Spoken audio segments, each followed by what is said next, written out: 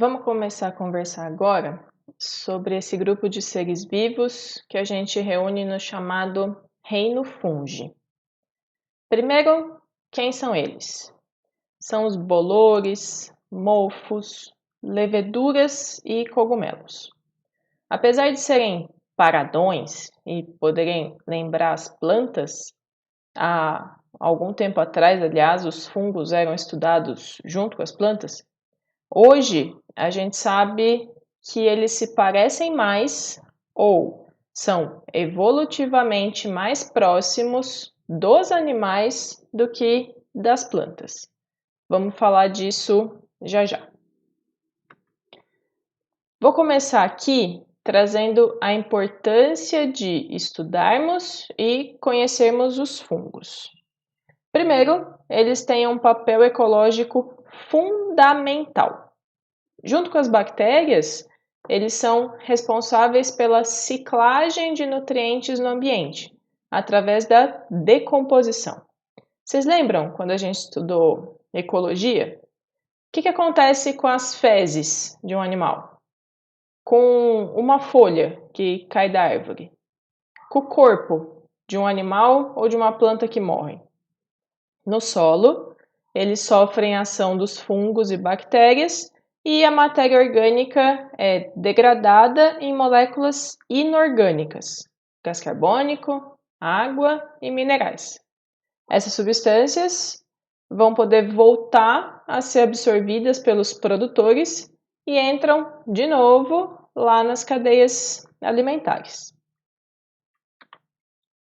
Os fungos podem fazer parte também da nossa alimentação, direta ou indiretamente. Quando você come aqui, ó, champignon, lá no estrogonofe, shiitake ou shimeji nas comidas japonesas, você está comendo fungo. Eles são riquíssimos em proteínas. Os fungos também são responsáveis pela produção da coisa mais gostosa do mundo, pão. Também na produção de bebidas fermentadas, como cerveja e vinho. E de alguns queijos, também bem gostosinhos. O que deixa o gorgonzola verde é um fungo. O que deixa o queijo brie macio no meio é um fungo. E já que os fungos produzem o álcool da cerveja e do vinho, claro que eles também produzem o álcool combustível, o etanol, nas usinas de açúcar e álcool aqui no Brasil ou a partir de milho nos Estados Unidos, por exemplo. Já podia parar por aqui, né? Mas tem mais. É importante também a gente conhecer os fungos, porque alguns deles são parasitas e podem nos causar doenças, as chamadas micoses, e também causar doenças em produções, causando perdas econômicas. Exemplos são a ferrugem do café e a vassoura de bruxa do cacau, que causam milhões de dólares em prejuízo todos os anos. Vejam no livro de vocês um texto sobre a vassoura de bruxa. Mas os fungos não são só os vilões dessa história, né? O primeiro antibiótico isolado na história foi obtido de um fungo. O médico Alexander Fleming, esse aí da foto, ele tinha algumas placas com cultivo de bactérias no seu laboratório.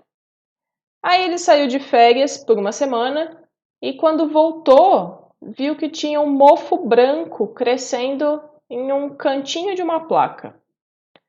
Ele viu que, numa certa região perto ali do mofo, as bactérias tinham morrido. Ele concluiu que o mofo estava secretando alguma substância no meio que inativava as bactérias. Esse fungo foi identificado como sendo do gênero Penicillium, o mesmo gênero que aparece esse verdinho, branquinho aí na laranja.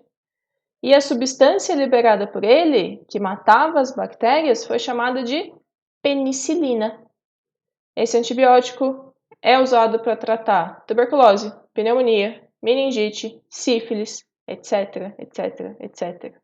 Salvou a vida de bilhões de pessoas e abriu uma nova era na medicina com a cura de doenças. Tem mais? Tem sim, e agora em especial para vocês. Os fungos também têm implicações na construção civil. A gente está bem acostumado a ver paredes e muros mofados, com aquelas manchas pretas, a parede descascando. Sim, os fungos indicam alguma patologia na construção, principalmente infiltrações.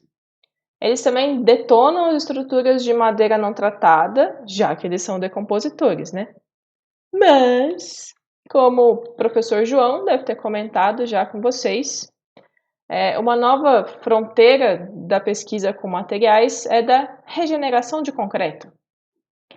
Alguns pesquisadores estão adicionando fungos no concreto, para que, caso ocorram rachaduras ou trincas, os fungos possam trabalhar e produzir carbonato de cálcio para fechar essa estrutura de novo. Vou deixar alguns trabalhos sobre isso lá no material complementar para vocês, tá? Agora que vocês já amam os fungos e admiram a importância deles, vamos conhecer eles mais de pertinho? Vamos elencar as características que nos permitem dizer: olha, você é um fungo. Primeira coisa, tem que ser eucarionte. Lembra? Tem que ter membrana nuclear e organelas membranosas. Para conseguir sobreviver, tem que absorver matéria orgânica do meio onde está. Tá aqui em vermelho porque esse é o erro que os alunos cometem quando a gente fala de fungo. Fungos são heterótrofos, ou seja, eles não conseguem produzir o próprio alimento. Não é porque alguns fungos são verdes que eles fazem fotossíntese. Não! Se um bolor está crescendo na sua fatia de pão de forma, é porque ele está comendo o seu pão. Essa é a primeira semelhança entre fungos e animais: ser heterótrofo. A diferença é que os animais normalmente ingerem os alimentos e fazem a digestão dentro do próprio corpo, né? Por isso, a gente diz que eles são heterótrofos por digestão. Já os fungos, eles liberam enzimas digestivas no meio onde eles estão, quebram os macronutrientes do lado de fora do seu corpo e aí absorvem os nutrientes já digeridos. Por isso, eles são heterótrofos por absorção. As células do fungo têm um revestimento rígido externo à membrana, que é a parede celular. Lembra que nas plantas a parede celular é de celulose? Nos fungos, a composição dessa parede celular é de um carboidrato chamado quitina. A quitina está presente também no exoesqueleto de artrópodes, como os insetos. Sabe essa casquinha aí da cigarra que fica depois que ela faz a muda? Aquela casquinha aí é de quitina, segunda semelhança com os animais. A terceira semelhança com os animais é quanto à reserva energética. Fungos e animais armazenam glicose na forma de glicogênio. Nas plantas, essa reserva é como amido. Os fungos podem ser formados por uma ou várias células. As leveduras, que são o fermento de pão, são unicelulares, enquanto os outros que a gente consegue ver, como os bolores, os cogumelos e as orelhas de pau, eles são pluricelulares. E, no caso dos fungos pluricelulares, as células que formam o seu corpo não formam tecidos, ou seja, elas não têm funções especializadas. O corpo dos fungos é formado por filamentos de células, que se chamam hifas. Olha aqui como são as hifas. São filamentos que vão se formando com o crescimento do fungo. A gente pode diferenciar dois tipos de hifas.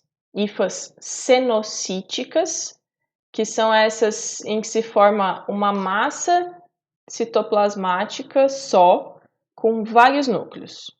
E as hifas septadas, em que tem septos, ou seja, divisões que dividem as células com um ou dois núcleos em cada. Quando a gente fala no conjunto de hifas do corpo de um fungo, a gente usa o nome de micélio. Vocês podem ver aqui no desenho que o corpo do fungo não é assim maciço. Ele é formado por esse emaranhado aí de filamentos, né, de hifas. E com isso, esses organismos conseguem se espalhar pelo ambiente. Vocês aqui estão vendo uma divisão, né? O micélio que está embaixo da terra, por exemplo, é o micélio vegetativo. E o que está acima, está formando o cogumelo, é o micélio reprodutivo. Presta atenção. Quando é que um organismo qualquer vai reproduzir? Quando ele está fraquinho, coitado, passando fome? Ou quando ele está fortão, bombando de energia, num ambiente todo sucesso? Segunda opção, né? Então, os fungos só vão formar as estruturas reprodutivas quando eles já estão lá muito bem estabelecidos, obrigado, né? Ou seja, quando você vê os pontinhos pretos ou verdes lá na sua fatia de pão, é porque o fungo já está reproduzindo.